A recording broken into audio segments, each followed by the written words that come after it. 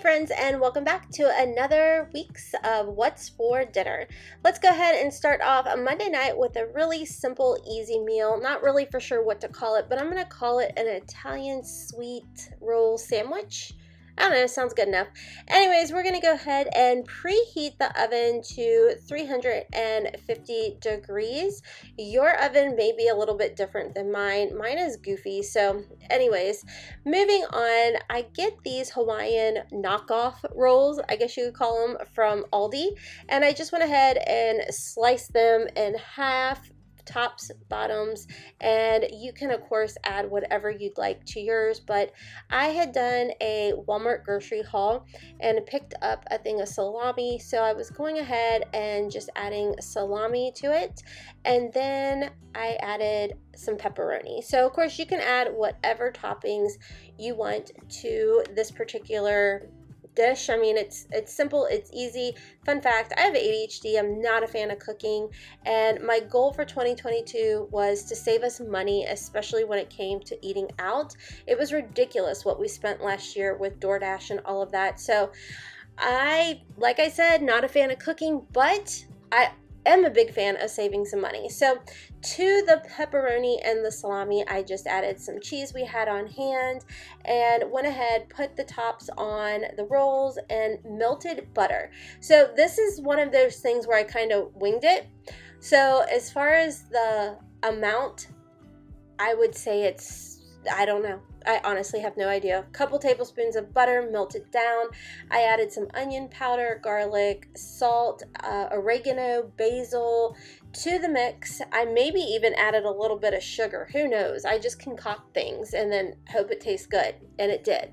So went ahead, mixed that together, and brushed that on top of the rolls, and then I just go ahead and throw them in the oven like so. I did not cover them up or anything.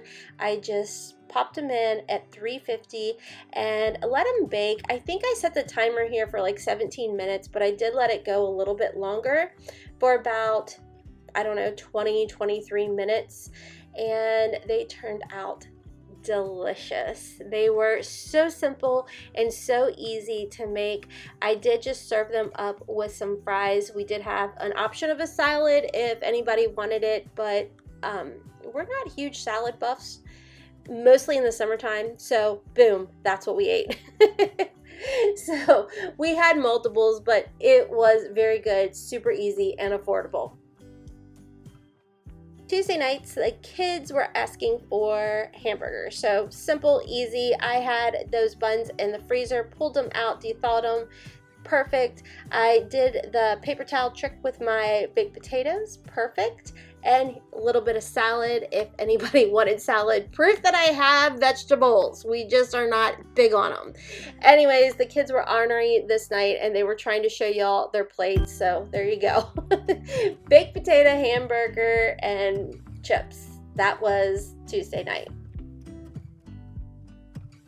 Wednesday night, I had high hopes for this Salisbury steak meal. I followed the directions from the video that I saw, but we'll talk about what happened a little bit later.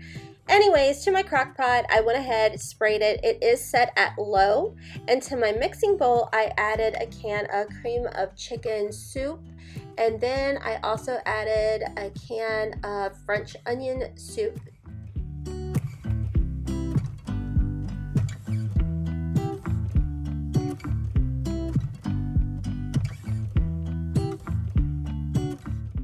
Once I've gone ahead and combined that, I do add a packet of Azure mix, I think is how you say it.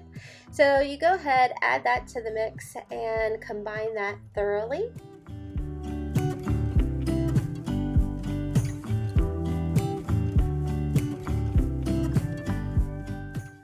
Once I have that mixed up pretty well, I go ahead and put a little bit at the bottom of my crock pot.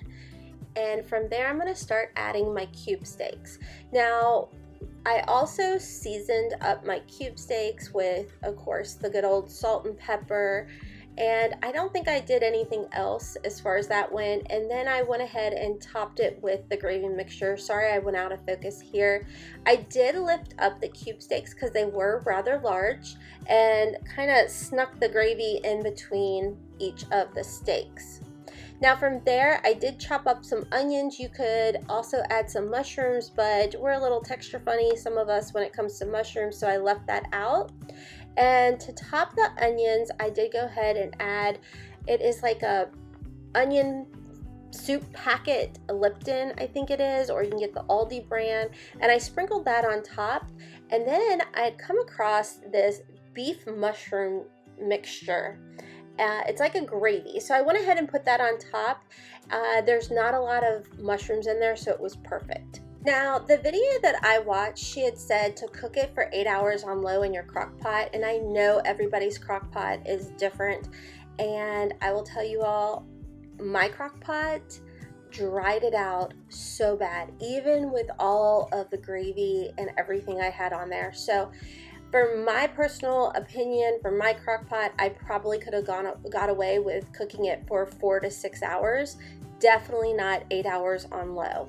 Anyways, I am making green beans and some instant mashed potatoes, and I did make some Sister Schubert's rolls to go with it. Had I not overcooked it and done the 8 hours, I think this would have been amazing. As far as the seasoning, the taste, and everything, the Salisbury tasted great. But like I said, it was just a really, really dry piece of meat. Thursday night, I tried something new. I made a ravioli lasagna. So to my pan, I had 1 pound of ground beef. And I'm telling y'all, you need this masher in your life. It's like $5 at Walmart. It is the best invention ever. Anyways, I went ahead, seasoned everything with garlic, onion powder, salt, pepper, basil, oregano, just, you know, whatever seasonings you want to use. Now to my mixing bowl, I used the large container of cottage cheese. You can use ricotta if you want, but I went ahead with the large container of cottage cheese just because, like I told you all in the past, we are a little texture funny.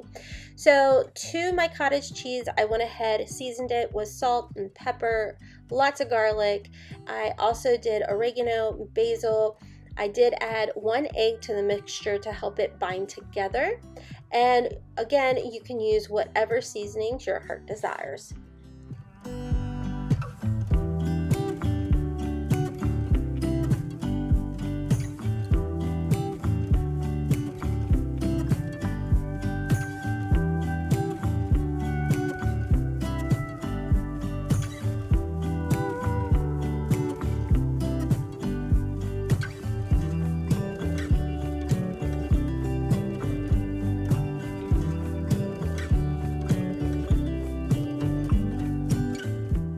Now jumping back over to my ground beef, I do use 1.5 cans or jars of my meat sauce, and of course, you know me, I'm gonna season it up to my likings.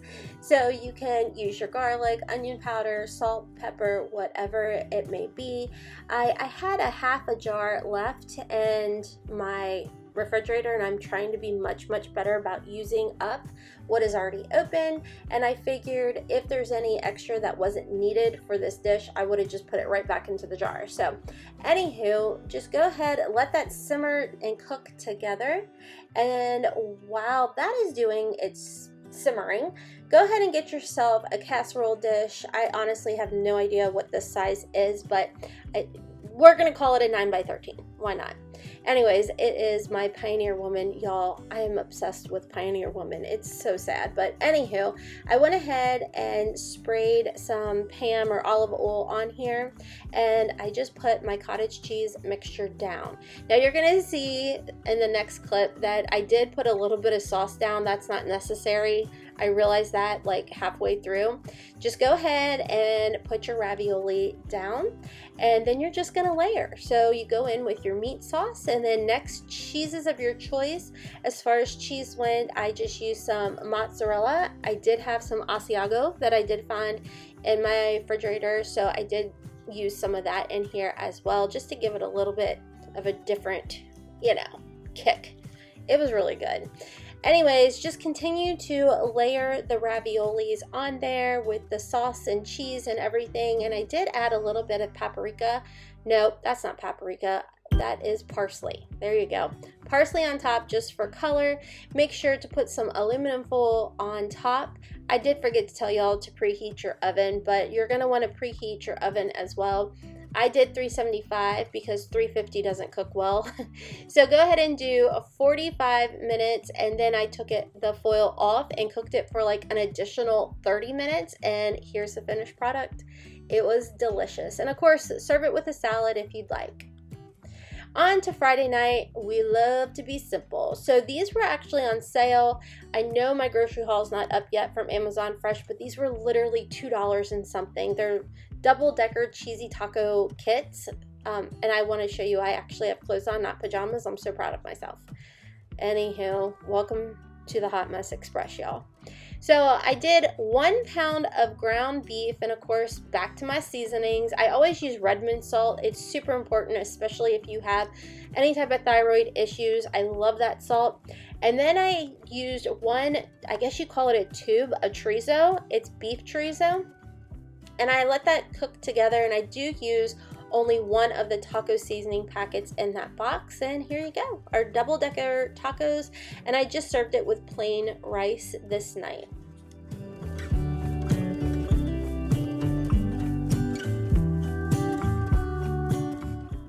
On to Saturday night. Ooh, we loved that feta pasta, but I did not feel like dealing with the whole cherry tomatoes, so I actually just did a can of crushed tomatoes. Now I will tell you all, for my family and the pack of spaghetti that we did use, I would recommend using 2 cans of crushed tomatoes. And I went ahead and seasoned it just like you would with the whole TikTok recipe: oregano, basil, garlic, salt and pepper, all the things, as well as olive oil. And it actually worked. So you don't have to cook it as long because the tomatoes are already tender, but I popped this in the oven, I honestly can't remember, maybe 25 minutes to let that, cheese melt and warm up the tomatoes. And then once it came out of the oven, I just went ahead and just mushed everything together. If I could mush the tomatoes down more, I did, and then I had cooked up my pasta. Now, my youngest had recommended, why not try chicken? So I'd gotten a rotisserie chicken in my Costco haul this day, and that's what I did. I just mixed the chicken in with the feta and the tomato. I did end up having to add a little bit more oil because, as you can see, it definitely was a bit drier. As far as the pasta, I love to use the Dreamfield spaghetti pasta. I feel like it's just lighter on our stomachs and it doesn't give you that carb hangover feeling. So anywho, just went ahead, mixed that all together, plated it up, served it with some garlic bread, and of course salad is always an option if anybody wants it. Anyways, friends, definitely enjoyed it with the chicken versus the kielbasa. Anyways, that is all for this week's What's for Dinner. I hope you all enjoyed it. If you did, make sure to stick around, give your girl a thumbs up, and I would greatly appreciate it if y'all could continue to share my videos on your Facebook pages, Instagram, what have you. Anyways, friends, until next time, kisses from Kentucky.